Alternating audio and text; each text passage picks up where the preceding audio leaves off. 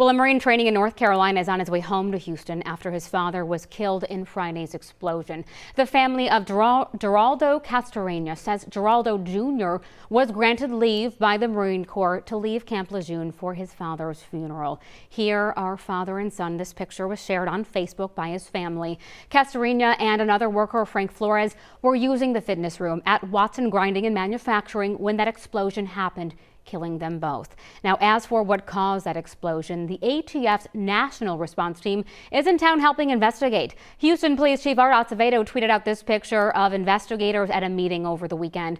The team is made up of experts on explosives, fires, and forensics. We spoke with an assistant special agent in charge who says it's just too early to rule out anything as a cause.